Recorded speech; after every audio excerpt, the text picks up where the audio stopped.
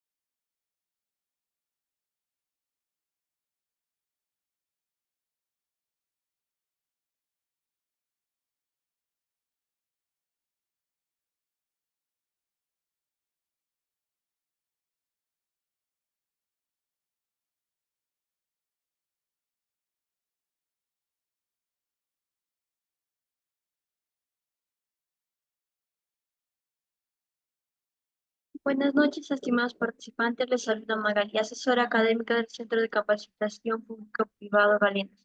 Agradezco la participación de cada uno de ustedes al curso de diagnóstico y tratamiento de enfermedades EPAL. A cargo de hoy de la ponencia estará el doctor Milton Ávila desde Bolivia. Antes de comenzar con la ponencia, les dejo algunas recomendaciones. Por favor, mantener sus micrófonos y videos apagados durante toda la ponencia. Para los participantes que deseen solicitar la clase grabada más material de estudio, les dejo los números en el chat. Buenas noches, doctor Milton Ávila. Puede comenzar con la ponencia.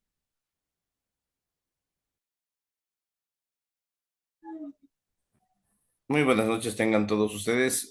Siempre agradecido con, en este caso, la institución y bueno, dispuesto a compartir algunos segmentos de este tema extenso justamente, pero bonito a la vez para poderlo abordar el día de hoy. Enseguida comparto la presentación y arrancamos con la sesión del día de hoy.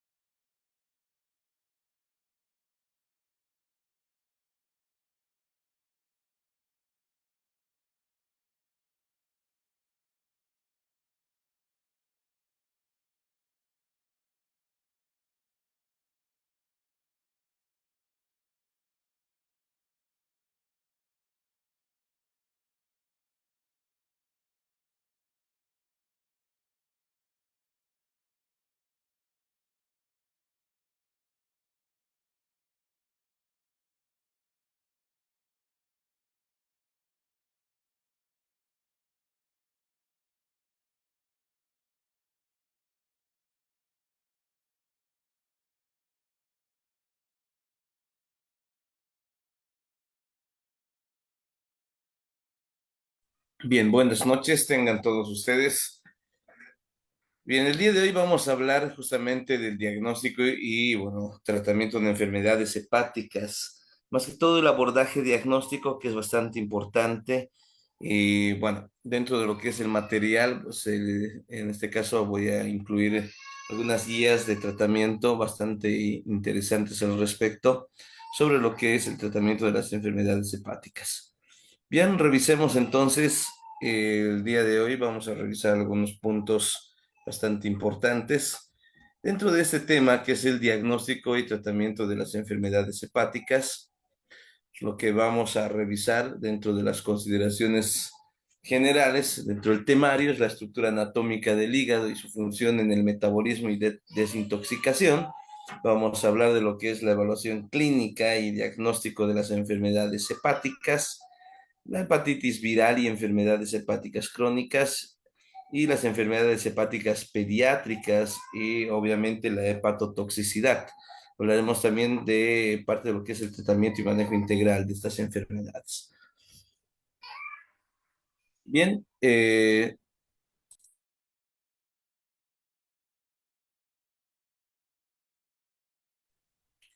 bien, vamos de acuerdo a lo que es la estructura anatómica y con respecto a la función que presenta este hígado, este órgano que es el más grande, la glándula más grande del cuerpo.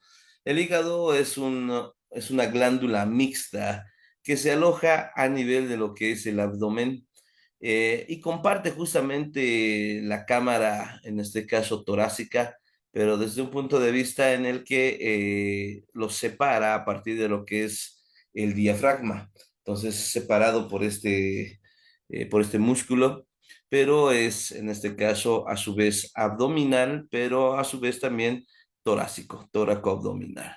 Entonces, está fijado justamente su posición, llega a estar en el lugar, ya gracias a lo que es el diafragma, dentro de la cavidad abdominal, pues habrá una serie de ligamentos que van a sujetar alrededor, desde lo que es el ligamento falciforme, el ligamento redondo, los ligamentos coronarios que presenta, y así también en este caso a nivel de el segmento omental, que también forman medios de fijación. Es la víscera más grande, la glándula más grande del organismo, ya con un peso aproximado de 1,5 a 2 kilos. Y ahí se encuentra dividido morfológicamente en dos lóbulos. Esto por el ligamento falciforme que lo segmenta en dos segmentos, en lóbulo izquierdo y lóbulo derecho. Entonces el hígado, pues, aparte de estar segmentado desde ese punto, a su vez el lóbulo derecho llega a estar segmentado y también compuesto por el lóbulo caudado y el lóbulo cuadrado, que está justamente en la cara inferior. Nos presenta una cara superior, una cara inferior, en este caso los bordes, el borde anterior, el borde posterior, y los extremos. Este llega a presentar una forma, en este caso, semi-ovoide, esto por compararse un ovoide a la mitad, seccionada a la mitad. Entonces, esta glándula mixta, ya en este caso en anatomía quirúrgica, pues hay una división práctica de este segmento que se basa sobre todo en su lecho vascular. Ya no vamos a hacer hincapié al respecto, pero eso sí, para poder determinar los segmentos también que por imagenología se pueden, en este caso, contrastar y encontrar, ¿no? Entonces, en anatomía quirúrgica, la división del hígado, pues da por lo que es la parte del entramado vascular, así los lóbulos derecho e izquierdo tienen una limitación por la bifurcación de la arteria hepática y la vena porta. Y por lo tanto, el ligamento falciforme divide el lóbulo ya quirúrgico izquierdo en segmentos medial y lateral. ¿Listo? Entonces se tiene un segmento medial y lateral, ya que son los segmentos llamados 2 y 3. ¿Listo? En la parte de lo que es el lóbulo derecho, ya tendremos los demás restantes, que son 8 en realidad, ¿no es cierto? Donde en la cara superior se ven del segmento 2 hasta el segmento 8 exceptuando el segmento 1, que es el lóbulo caudado. Y en la cara inferior se ven desde el segmento 1 al segmento 7, sin poderse visualizar, obviamente, siendo que está en la cara superior el segmento 8, ¿no? Entonces, esto de manera en anatomía quirúrgica, pues se lo puede segmentar de esta forma, ¿no? Entonces, hay las divisiones estimadas, obviamente, desde lo que es los límites del lecho vascular, que hacen que estos segmentos se dividan en esta cantidad de segmentación.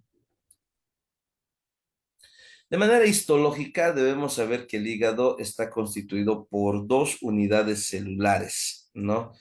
Una que es parte del parénquima hepático, es decir, aquel tejido funcional, aquel que da justamente la función estricta de lo que es el hígado, y la otra que es parte del sistema de defensa, del sistema fagocítico mononuclear, como es el caso de las células de Kupffer. En este caso, los hepatocitos se van a distribuir en hileras, ¿ya?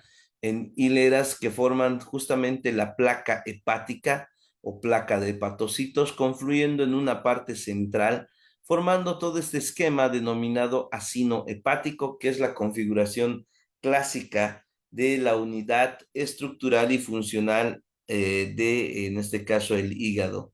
Obviamente hay varias teorías al respecto y otra de las que es más aceptada es la teoría de Rappaport, ya donde se ven justamente las estructuras que se relacionan, ya son las tríadas portales y pues ahí se valora los segmentos de oxigenación a nivel hepático. Entonces, los hepatocitos realizan todas las funciones clásicas que presenta el hígado, desde lo que es la síntesis hasta la metabolización o el metabolismo de varias sustancias, entre ellas, lo más importante, pues los medicamentos. Mientras que las células de Kupffer tienen la función inmunológica, como ya les había adelantado, son parte del sistema fagocítico mononuclear.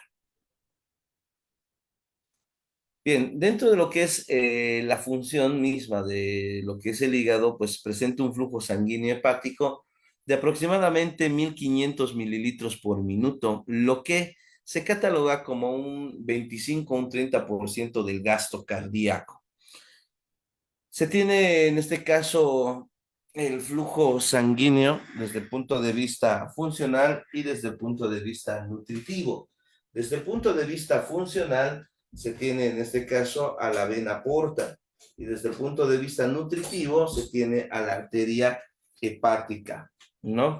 La vena porta pues aporta más o menos al 75% del flujo con un contenido de oxígeno que va desde el 50 al 55%, ya que es sangre venosa desaturada en oxígeno, y la arteria hepática contribuye en un 25 o un 30%, pero al ser sangre arterial tiene un contenido en oxígeno aún más elevado, ¿no? Entonces ahí la gran diferencia entre una función que se trata de la parte funcional, mejor dicho, desde un sistema funcional, es un sistema de nutrición, ¿no? Vascularización funcional desde el punto de vista de nutrientes y demás, hasta un segmento funcional que ya llega a ser, o perdón, nutritivo, mismo que perfunde prácticamente a lo que es el hígado, ¿no? Entonces, la cantidad de oxígeno que lleva la arteria hepática, pues aporta más o menos el 50% del oxígeno del flujo sanguíneo hepático.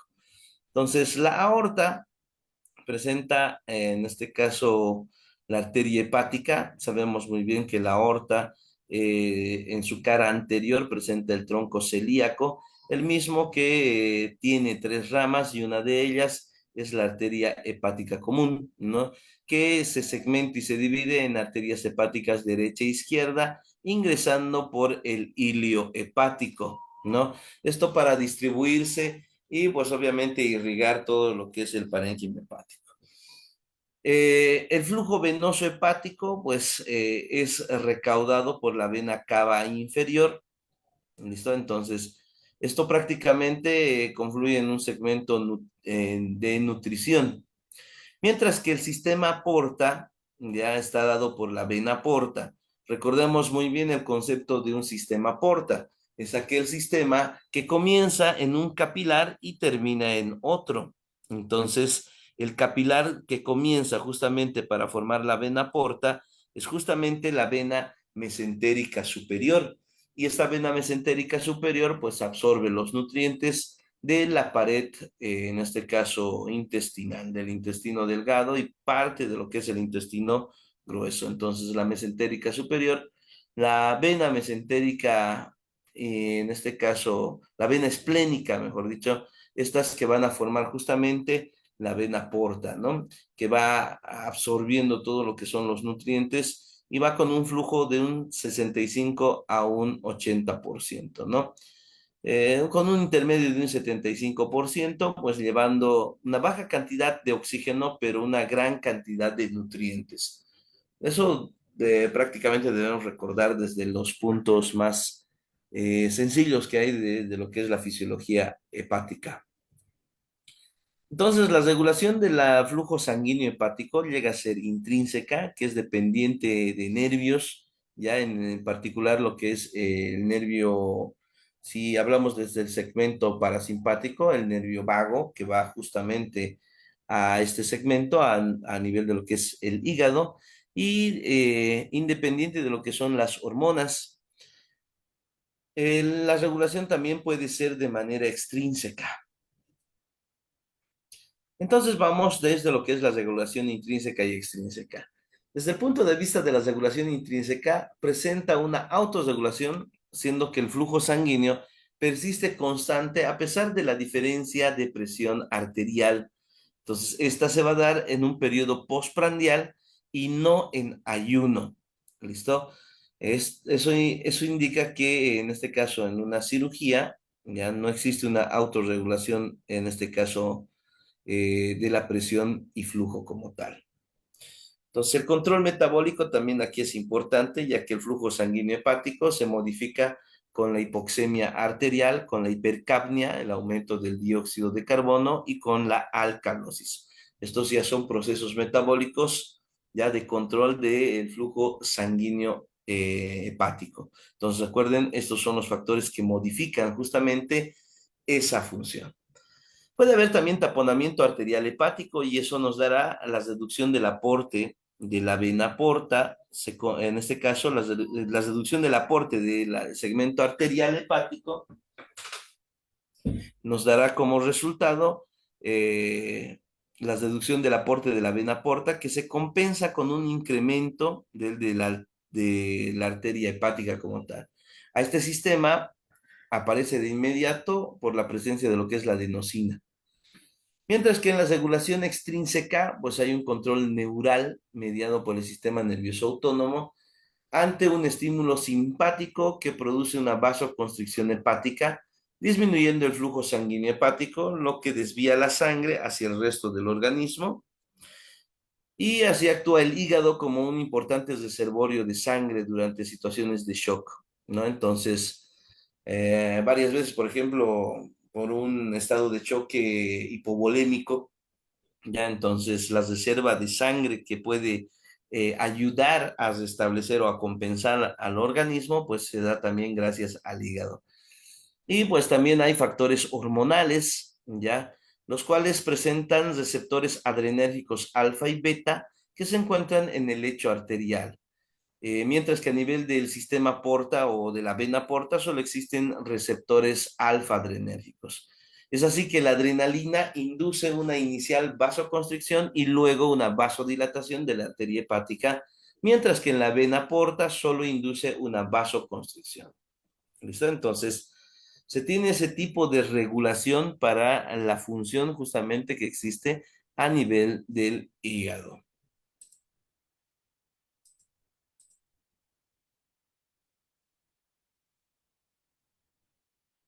Muy bien. Bueno, con respecto entonces a lo que es el flujo sanguíneo hepático. Un momento, ahora sí. Estos efectos también se pueden dar a nivel del flujo sanguíneo hepático por efectos de lo que es la anestesia, ¿no? Entonces, durante lo que es una cirugía abdominal superior En este caso, el flujo sanguíneo hepático puede disminuir hasta un 60%, ¿ya? Lo que es bastante más que cualquier alteración producida por un anestésico. Entonces, esto hace que la presión hace que disminuya justamente el flujo sanguíneo hepático y aumente la presión venosa hepática.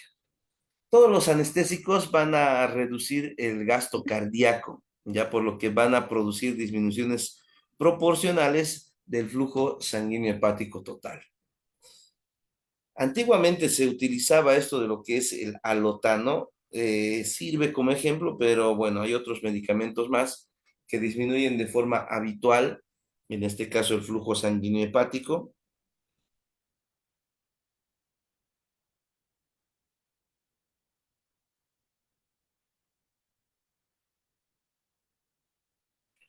Y pues en este caso, a medida que otros anestésicos volátiles, pues prácticamente también lo hacen, ¿no? La anestesia regional, por ejemplo, es la que reduce el flujo sanguíneo hepático dependiendo del nivel del bloqueo en el que se produzca.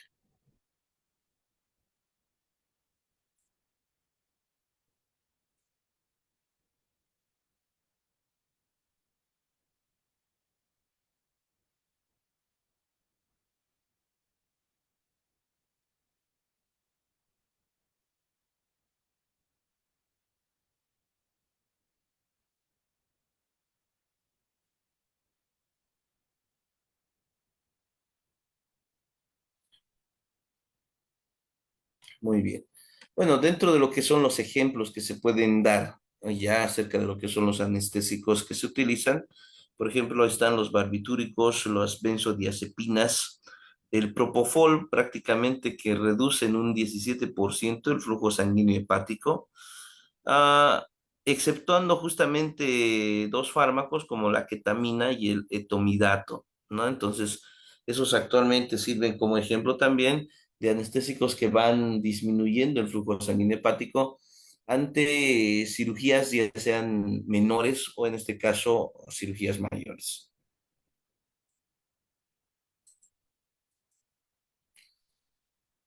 Bien, aquí un punto bien importante, aunque todas las formas de anestesia reducen el flujo sanguíneo hepático, todas, ¿ya? Las necesidades de oxígeno por parte del hígado también disminuyen, ¿ya?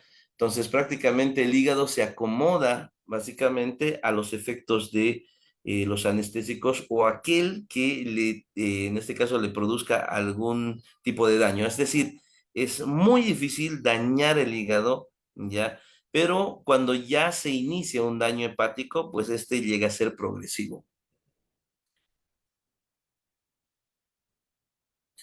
Bien, vamos con respecto a lo que es la función metabólica, ya, y vamos a ver cómo se comporta en este caso en las proteínas.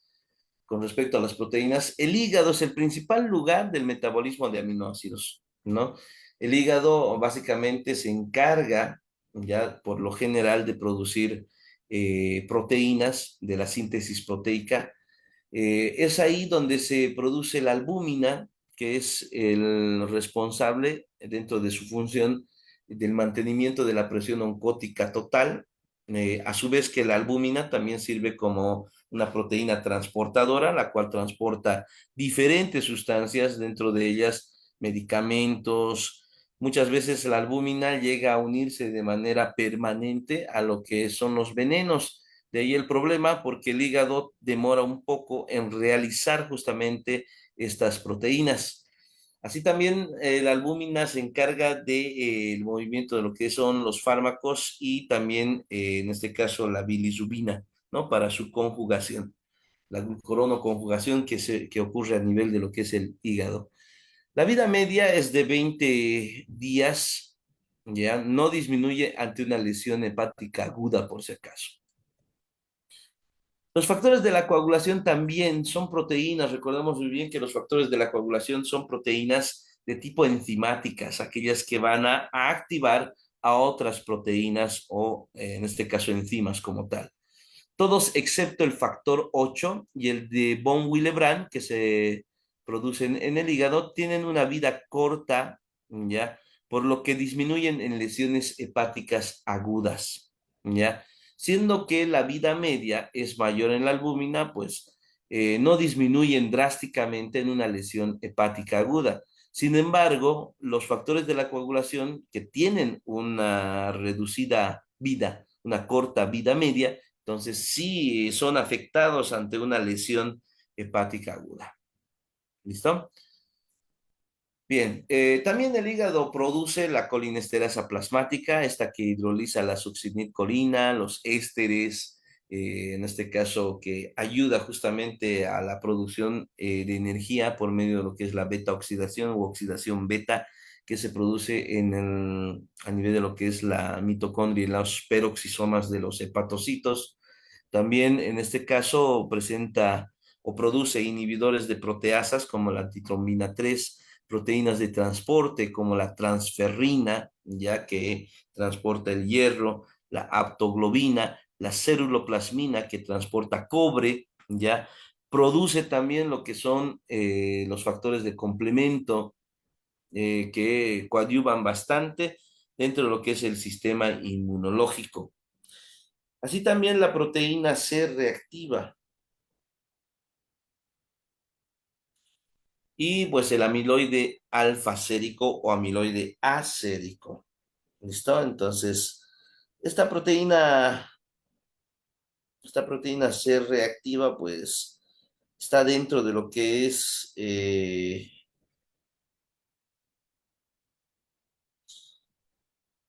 dentro de lo que son procesos de inflamación, interactúan bastante ahí, por lo que sus niveles aumentan ante procesos lesivos a nivel tisular.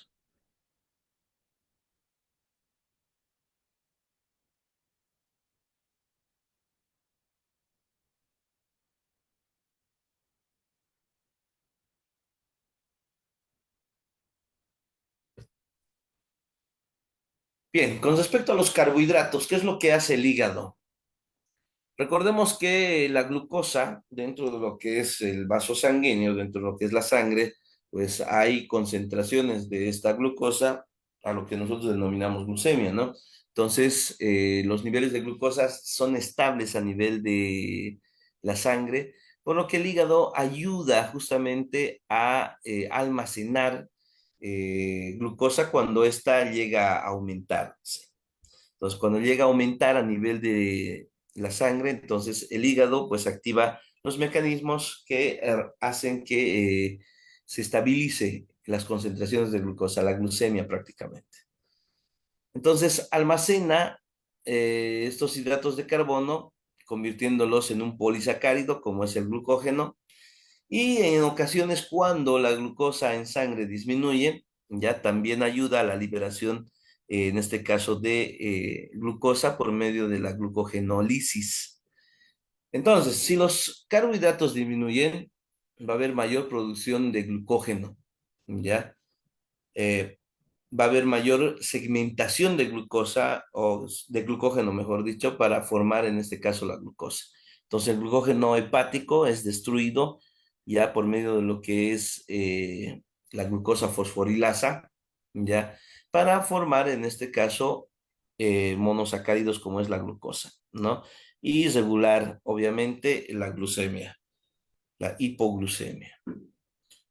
El agotamiento de la glucosa por ayuno de 24 horas, ¿ya? O por ejercicio conducen a la gluconeogénesis. Esto incluye, obviamente, la transformación de glucosa, ¿ya? Por medio de fuentes externas a la misma, ¿no? Como por ejemplo el lactato, por medio del glicerol, la alanina, que parte justamente de las proteínas, y de la glutamina, que también obviamente parte de lo que es las proteínas, sobre todo las proteínas a nivel muscular, ¿no? Entonces, estas fuentes externas hacen que se llegue a formar de nueva cuenta moléculas de glucosa o fuentes específicas de energía, ¿no? Para que obviamente los niveles de glucosa no disminuyan. Con respecto a los lípidos, ¿qué papel cumple justamente la función metabólica del hígado? Entonces, los lípidos llegan al hígado a través de la linfa y la sangre como kilomicrones, ¿no? Los kilomicrones prácticamente son aquellos que transportan ya estos lípidos. Y bueno, ya sea por los vasos sanguíneos, por medio de lo que es, en este caso, la albúmina, que también llega a ayudar en este proceso. Los kilomicrones también pasan por lo que es la sangre arterial y así también por el conducto linfático, ya por la parte linfática, por el segmento linfático, llegan hasta el parénquima hepático, ¿no? Estos prácticamente hacen que se oxiden los ácidos grasos y que esos ácidos grasos ya se conviertan en acetil, ¿no? Que cuando se unen a la coenzima A forman el acetilcoenzima A, que luego se oxidan a través del ciclo del ácido cítrico para producir ATP, ¿no? Entonces, a nivel del hepatocito, esto llega a suceder, a nivel de las mitocondrias del hepatocito. Los ácidos grasos se esterifican con glicerol en el hígado para formar triglicéridos que se incorporan a las lipoproteínas, ya, sobre todo a las VLDL, que son las lipoproteínas de muy baja densidad. El factor principal que afecta la producción de estas lipoproteínas es la cantidad de ácidos grasos libres que llegan al hígado, ¿ya? Entonces su aumento no es para nada favorable. Bien, así también hay lo que es la bilirrubina. Debemos saber muy bien que la bilirrubina es producto de la degradación de la unidad hemo de la hemoglobina que transportan los hematíes. Y estos generan alrededor de 300 miligramos diarios de bilirrubina que se une a la albúmina, llega al hepatocito donde se va a conjugar con el ácido glucurónico a lo que se denomina la glucuronoconjugación. Y luego esto hace que se elimine por la bilis al tracto digestivo. Una pequeña parte de la bilirrubina regresa al plasma por reabsorción de la bilis, ya en la circulación enterohepática, aunque ante necrosis hepática esta bilirrubina conjugada puede elevarse considerablemente, así que si regresa, pues obviamente como ya está conjugado, llega a pasar nuevamente hasta lo que es los conductos biliares. Entonces eso es lo que sucede, ¿no? Entonces, por medio de lo que es la albúmina, se transporta justamente la bilirrubina. Recordemos que este es, en este caso, un glóbulo rojo senescente, es decir, que ya está por inactivarse o destruirse. Recordemos que los glóbulos rojos tienen un tiempo de vida de 120 días. Luego, por medio del macrófago del hígado, en las células de Kupffer, sufren un proceso de hemocateresis, ¿ya? Esta hemocateresis segmenta al glóbulo rojo, dividiéndolo en moléculas que se pueden volver a reutilizar y en algunas que se van a eliminar. Por ejemplo, las que se van a reutilizar es el segmento de la globina. ¿Por qué? Porque está hecho de proteínas subunidades, ya que forman una proteína, y esas proteínas están formadas de aminoácidos. El segmento hemo presenta en su centro lo que es el hierro, y el hierro prácticamente una vez que se segmenta el grupo M, ya se denomina bilirrubina con la liberación del hierro, en este caso ferroso. Lo que hace este es que se almacene, ya se almacene en vesículas para luego ser llevados hasta la médula ósea para la formación de nueva cuenta de glóbulos rojos y la formación de hemoglobina, desde lo que es el eritroblasto, en este caso policromatófilo, que es la secuencia en la cual se va produciendo los glóbulos rojos. Entonces, la bilirrubina, en una concentración de 300 miligramos de cilitro, es captada por la albúmina que es transportada hacia el hepatocito.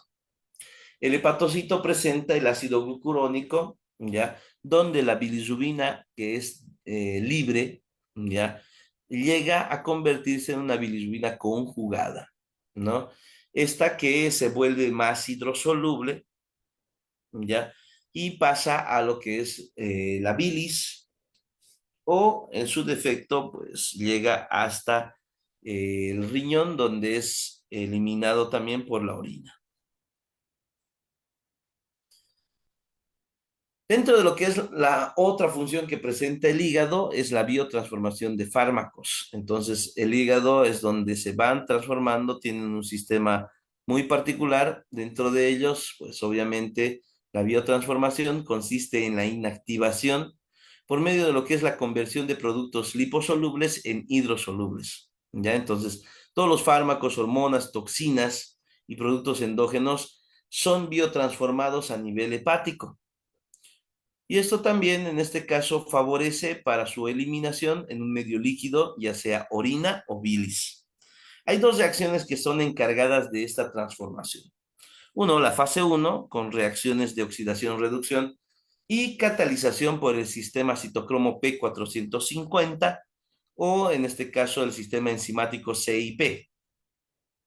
Los barbitúricos y las benzodiazepinas, por si acaso, aquí se inactivan justamente por esta vía.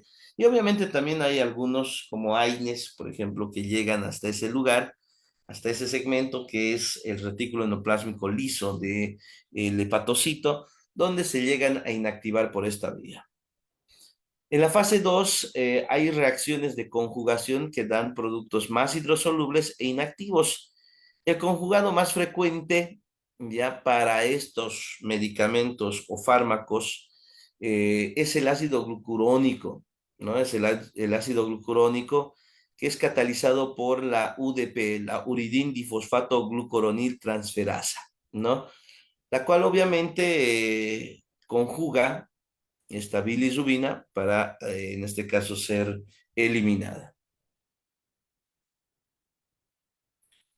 ¿Cómo es la formación de bilis? ¿No? Entonces, la bilis elimina muchas sustancias endógenas y exógenas del hígado y a su vez cumple una función muy importante dentro de lo que es la digestión. Recordemos que un proceso de digestión se sufre a nivel de lo que es el estómago. Entonces, acontece a nivel del estómago una primera digestión que luego continúa con la digestión y absorción a nivel del intestino delgado, más precisamente en su primera porción, que es el duodeno.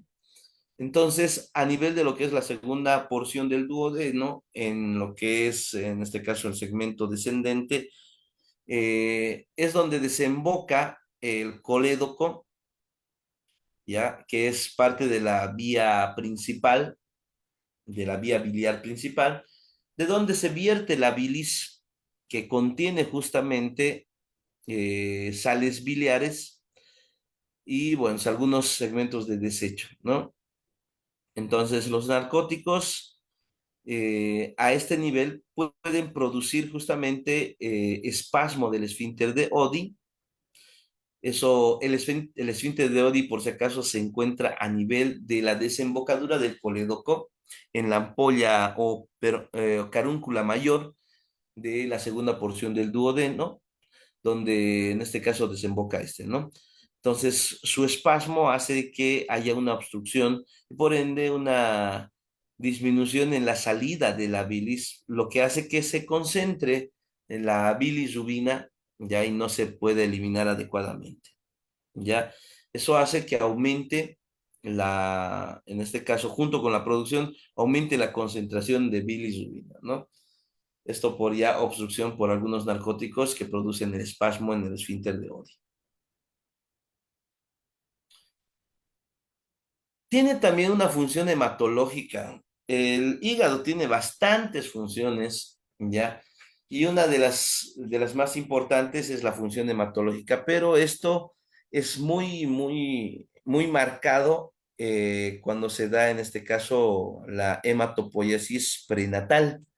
Recordemos muy bien que la hematopoiesis se divide en dos desde el punto de vista cronológico, la hematopoiesis prenatal y la postnatal. La prenatal es en su mayoría a nivel hepático y a nivel esplénico, mientras que la postnatal es netamente a nivel de la médula espinal, pese a que el hígado y el bazo pues siguen produciendo una mínima cantidad de glóbulos rojos, ¿no?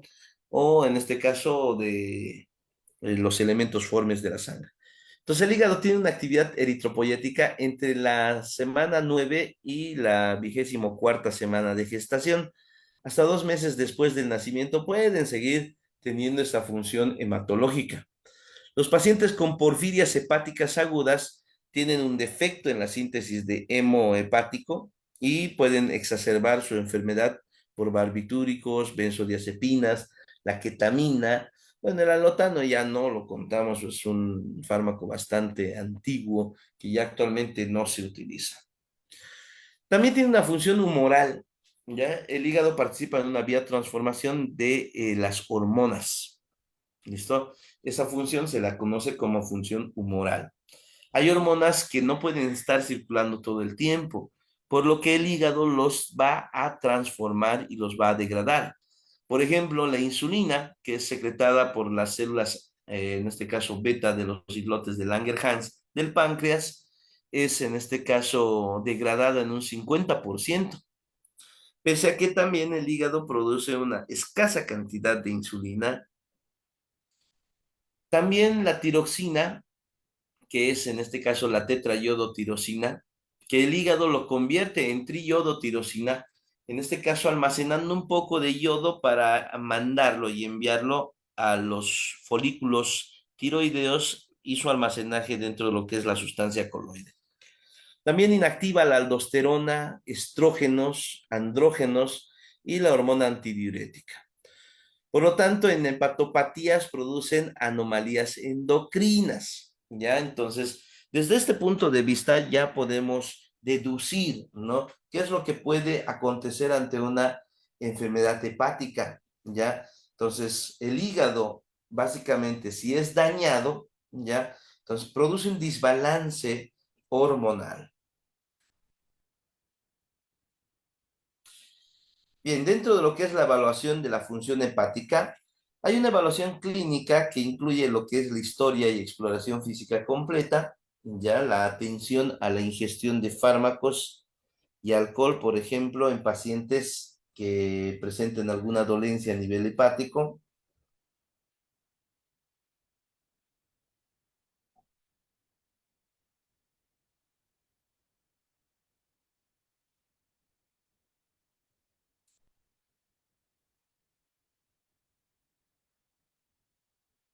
Y bien, también en este caso la exposición a agentes químicos y o tóxicos ante lo que es antecedentes familiares de hepatopatías, ictericia, prurito, dolor abdominal y alteración, en este caso, del color de heces u orina. Por ejemplo, puede haber una acolia, que es la falta de coloración de las heces, esto debido a la obstrucción, en este caso, del conducto biliar principal. También en este caso puede haber una coluria, por ejemplo, cuando hay bastante bilirrubina, y es otro extremo, ¿no es cierto? Cuando aumenta justamente la cantidad de bilirrubina, puede haber que exista una coloración exagerada de la orina. Bien, y dentro de lo que es la semiotecnia, que es un punto importante que debemos recalcar, siempre la parte semiotecnia nos dice la inspección, palpación, percusión y auscultación, ¿no? Entonces, dentro de lo que es la inspección, por lo común al paciente se lo debe examinar en una camilla, en una mesa, bueno, en una cama, en este caso semiológica, o en este caso de consultorio, donde el paciente esté en decúbito dorsal y bueno, en este caso el médico lo examine sentado a su derecha, ¿no? Viendo justamente el hipocondrio derecho, ya hacia lo que es el hipocondrio izquierdo.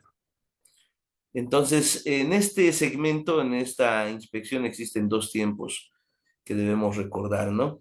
Un tiempo pasivo, donde se observa justamente de manera estática la región hepática y los movimientos respiratorios a ese nivel. Y otro activo en el que implica, en este caso, indicar al paciente que inspire profundo, observándose los cambios que den en la zona. Bien, dentro de lo que es, en este caso, la palpación, hay algunas maniobras que se ven, la maniobra de enganche, por ejemplo, cuando es la palpación bimanual, que se da a nivel del, en este caso, del arco costal. Recordemos muy bien que el hígado no debe pasar, el borde anterior del hígado no debe pasar del arco costal, por lo que se hace esta palpación bimanual para poder, en este caso, cerciorarnos de que el hígado se encuentra por debajo del arco costal, o en este caso, a la altura del arco costal.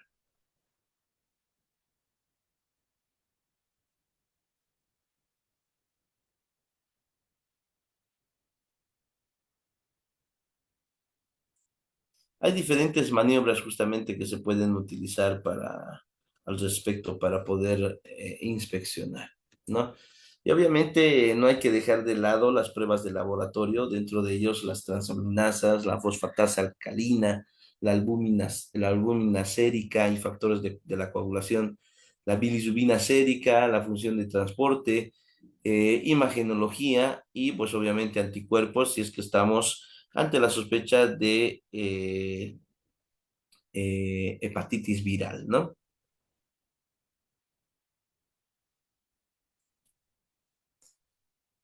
En un poco de lo que es laboratorio, recordemos que las pruebas de función hepática nos llevan justamente a interpretar esto, lo que son las transaminasas. Entonces, las transaminasas, la elevación del aspartato aminotransferasa, que es la AST o también conocida como GOT, y el alanin aminotransferasa, ya el ALT o GPT, sugiere, va a sugerir lesión hepatocelular. Ya estas dos transaminasas sugieren lesión hepatocelular. La concentración normal son menor a 35 a 45 unidades litro. Si hay un grado de elevación, este orienta sobre la agudeza y gravedad de la lesión. No tipifica la función hepática ni su propósito y pues las elevaciones marcadas son un mejor indicador de que hay una lesión aguda, ¿ya? Entonces, cuando está demasiado marcado, el aumento es demasiado marcado, es lesión aguda, ¿ya? Cuando es sostenido y no es tan marcado, es una lesión de tipo crónica. Otra es la fosfatasa alcalina, ¿ya? Que tiene una actividad sérica normal de 25 a 85 unidades, en este caso litro. Las concentraciones más elevadas van a indicar colestasis intrahepática u obstrucción biliar, ¿ya? En este caso puede haber un aumento de la gamma glutamil transferasa, más el aumento marcado de la fosfatasa alcalina, que nos da como resultado una enfermedad hepatobiliar. También la fosfatasa alcalina puede aumentar en suero, esto por razones fisiológicas en el embarazo, ¿ya? Y en enfermedades óseas como la enfermedad de Paget, que no es nada más que el reblandecimiento de los huesos.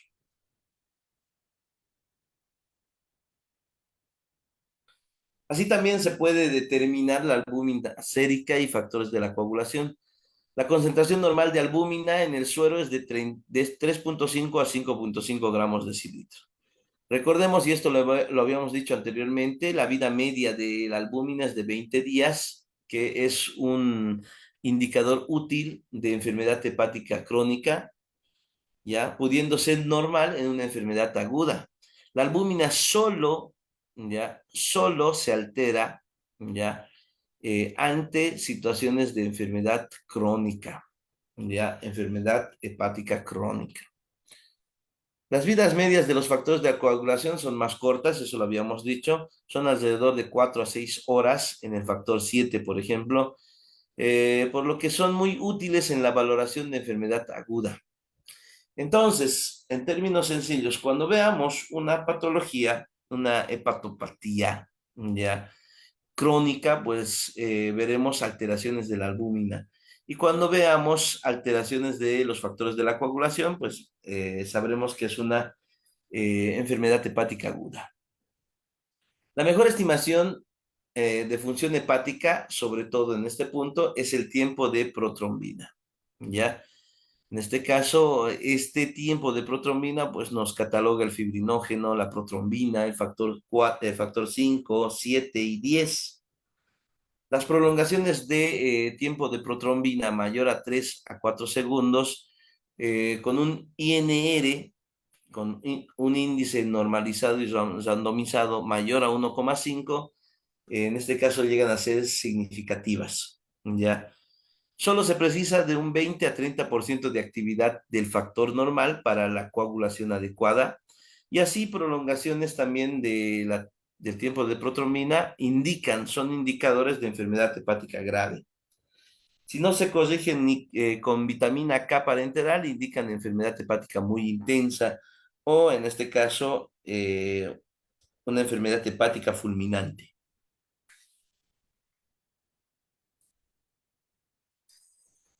La bilirrubina sérica también es un factor importante dentro de lo que es el diagnóstico de diferentes patologías y esta concentración normal de bilirrubina total es inferior a 1,5 miligramos de decilitro y llega a ser la mejor valoración del sistema excretor del hígado, ¿ya?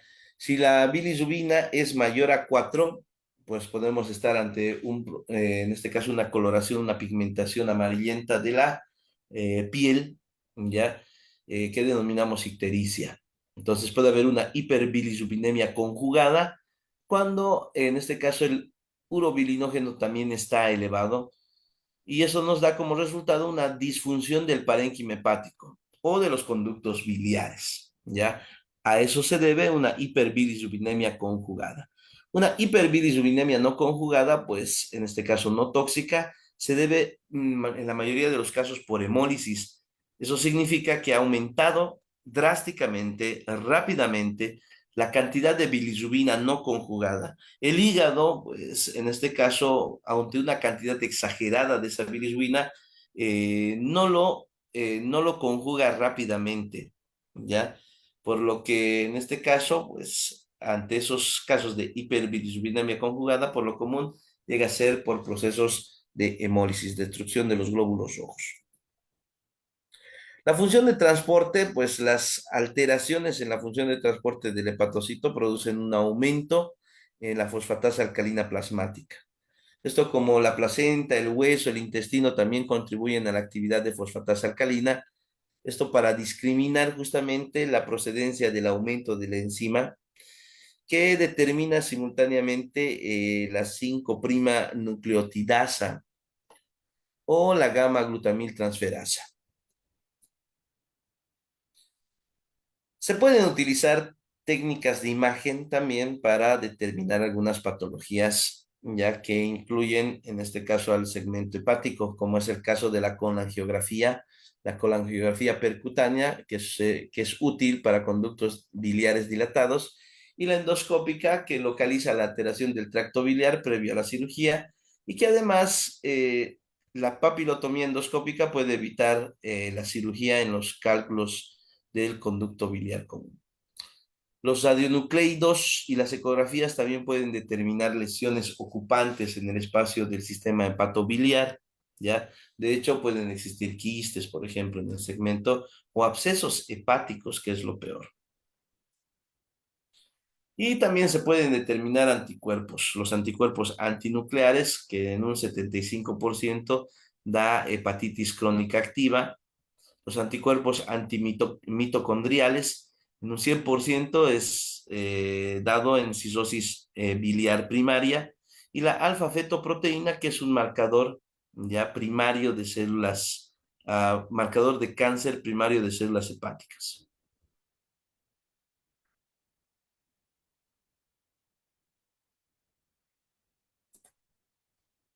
Bien, entonces, en conclusión, parte de lo que es la función del hígado se da en la homeostasis de la glucosa y glucógeno, síntesis de proteínas, lípidos, lipoproteínas, hormonas y factores de crecimiento, regula el colesterol plasmático, la síntesis y secreción de ácidos biliares, hay captación, conjugación y excreción de bilirrubina y depósitos de vitaminas liposolubles, al igual que la vitamina B12.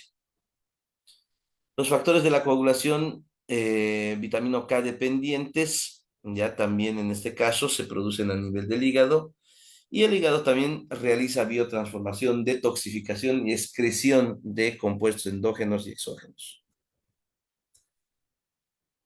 Bien, dentro del metabolismo de la bilirrubina debemos hacer hincapié en esto de lo que es la clasificación de las ictericias, ¿ya?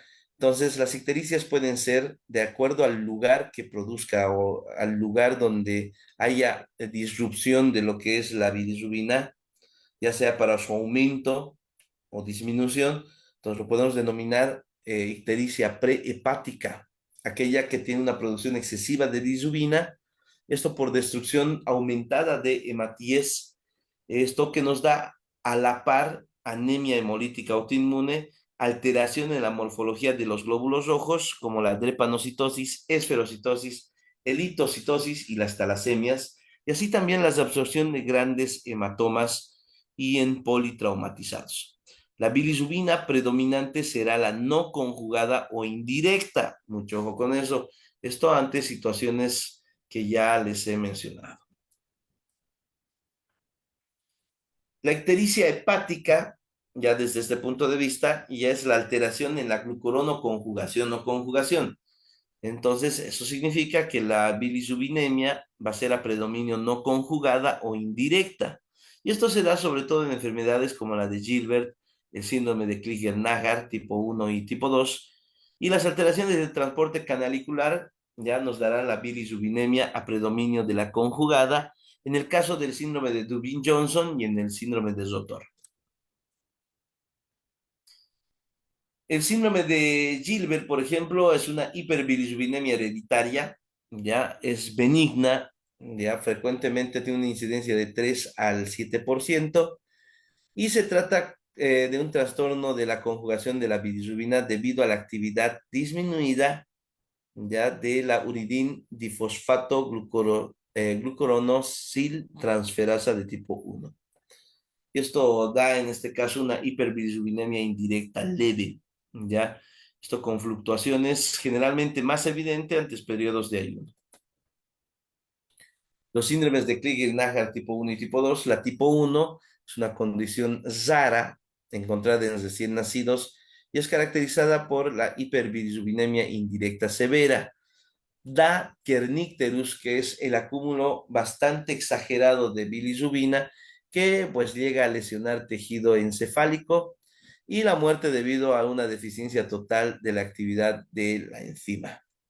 Y la tipo 2 es más común que la tipo 1 y puede llegar a la vida adulta con bilirrubinas indirectas de 6 a 25 miligramos de cilitro. Entonces, en estos pacientes existe una severa deficiencia de la actividad enzimática. Las hiperbilirrubinemia hereditarias, ya las conjugadas, como el síndrome de Dubin-Johnson, que lo hemos mencionado, es una mutación en el gen que codifica el transportador orgánico aniónico, ya dependiente de ATP, por lo que tiene una excreción alterada de bilirrubina conjugada a los canalículos biliares. Es decir, se va eliminando bastante cantidad. Y el síndrome de Rotor, que es un problema benigno del depósito hepático de bilirrubina. La ictericia poshepática, revisando este aspecto, pues está la intrahepática, ya la colestásica secundaria a drogas, y la extrahepática u obstructiva por obstrucción mecánica de vías extrahepáticas. Esto por litos, por lo común, puede ser también por parásitos, en el caso del Ascaris lumbricoides, por ejemplo, o parásitos como es el caso de la fasciolosis. La ictericia poshepática, tenemos a los síndromes colostásicos o intrahepáticos, como la colostasis benigna posoperatoria, la ictericia por sepsis, la ictericia inducida por alimentación parenteral, la colestasis del embarazo y la colangitis y colecistitis. Dentro de lo que es la obstrucción biliar extrahepática estarán los cálculos, la estenosis, el cáncer, esto por masa ocupante, y la atresia biliar.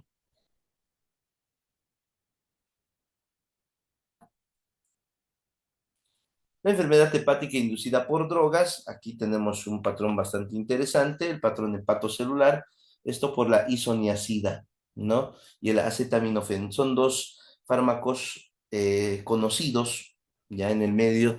La isoniazida, por ejemplo, un antituberculoso de primera línea, y el acetaminofén, que es el paracetamol, que también se lo utiliza, ¿no? Entonces, esta en bastante cantidad llega a realizar toxicidad, tal cual que puede lesionar justamente a nivel hepatocelular. ¿Esto por qué? Porque ambos se metabolizan por el sistema citocromo pre-450. También hay un patrón colostásico con la metiltestosterona y un patrón mixto con las sulfonamidas y la fenitoína. Y también la esteatosis micro o macrovesicular con el metrotexate. Las hepatitis virales, que están también dentro de lo que es las patologías que afectan a los niños, y no solamente a ellos, también a los adultos, pero por lo general a los niños, estará la hepatitis A. Aquí justamente las hepatitis que tienen vocales son aquellas hepatitis que tienen transmisión fecal oral, ¿no? Eso es para no olvidarse. Entonces, aquí tenemos la hepatitis A, que es un virus de tipo RNA, de los familia de los picornavirus. Luego tenemos la hepatitis B, que es de tipo DNA, la hepatitis C, ya que por lo general en este caso era previamente conocido como la no A, no B, y que puede producir en este caso cáncer hepático, ¿no?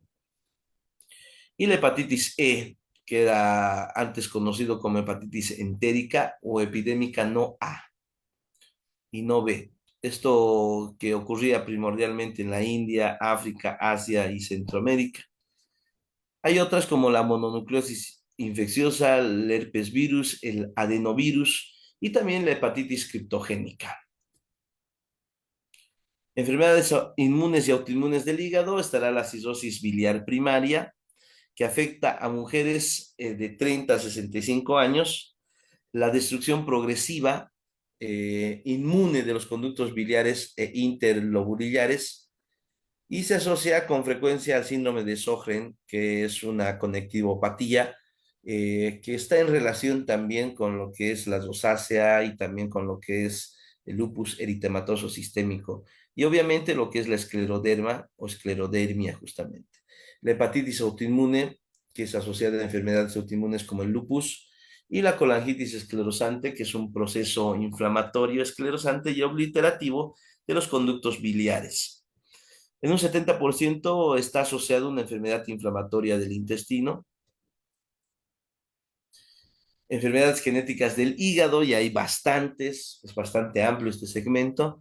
Dentro de ellos están la deficiencia de la alfa-1 antitipsina, la hemocromatosis, la enfermedad de Wilson, la colestasis intrahepática benigna, la colestasis familiar intrahepática y entre otras la galactosemia, la tirosinemia, la fibrosis quística, la enfermedad de Niemann-Pick y la enfermedad de Gaucher, ¿no? Entonces, aquí dentro de lo que es la enfermedad de Wilson, por ejemplo, se codifica mal, en este caso, la ceruloplasmina, que es, en este caso, transportador de cobre, por lo que se acumula el cobre en el hígado y a lo que se denomina, en este caso, la enfermedad de Wilson. Obviamente, no solamente en el hígado, también en los ganglios basales del cerebro, riñones y córnea.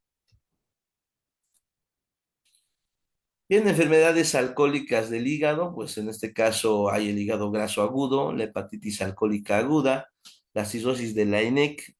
El hígado graso no alcohólico estará la esteatosis, la estatohepatitis, el hígado graso agudo del embarazo. Entonces tenemos justamente todas esas variantes.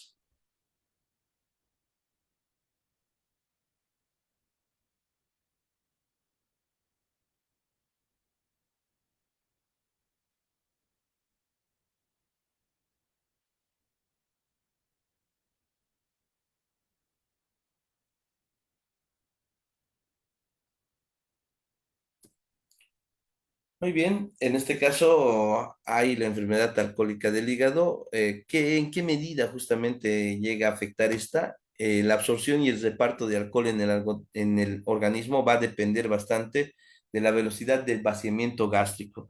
Recordemos que el estómago, en este caso, en su mayoría lo que realiza es la digestión, pero con el alcohol tiene un comportamiento un tanto distinto, siendo que se va, en este caso, absorbiendo de una forma bastante rápida, ¿ya?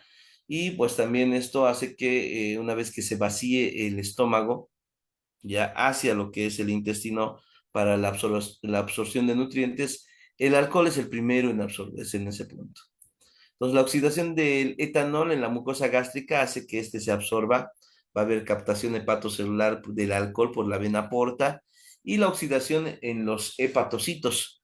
El alcohol de deshidrogenasas citosólicas, ya que son en este caso isoenzimas que pueden degradar el mismo, al igual que el citocromo P450 o el CIP2E1 a nivel microsomal, y la catalasa peroxisómica son las encargadas de metabolizar al alcohol, pero al verse en este caso en gran cantidad, en una gran concentración, pues el alcohol pasa a la circulación, en este caso ocupando bastante tiempo a lo que es el hígado.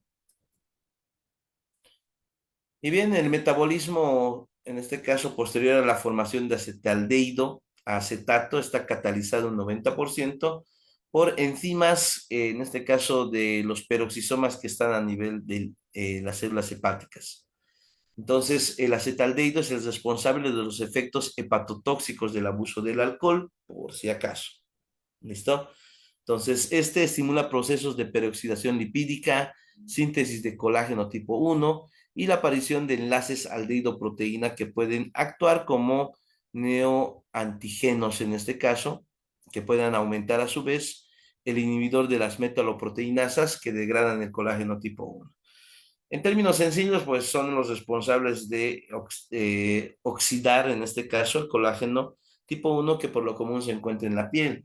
Semiológicamente eso hablando, pues una persona con enfermedad alcohólica a nivel del hígado, ya tendrá una edad aparente mayor al que se pueda estimar o al que tengan, en este caso, naturalmente. Por otro lado, hay el daño sostenido del hígado, lo que da como resultado, en este caso, la cirrosis, que es un proceso fibrótico irreversible del parénquima hepático, una fibrosis extensa, con la formación de nódulos de degeneración. Es el resultado de una necrosis hepatocelular bastante marcada. Hay un colapso del tejido de soporte y, en este caso, de deposición de tejido fibroso, una distorsión del sistema vascular y regeneración nodular del parénquima hepático remanente. Entonces, la cirrosis se debe a la activación de las células estrelladas por factores liberados por los hepatocitos y las células de Kupffer. La célula estrellada se transforma en algo parecido a un miofibroblasto. Hay una transformación de estas células bajo la influencia de las citocinas que estimulan justamente esta situación, como es el caso de el factor de crecimiento beta transformador, que produce también la formación de fibras de colágeno tipo 1. Aquí en la cirrosis es importante, en este caso, recalcar que es irreversible, ¿no? Entonces hay una fibrosis irreversible.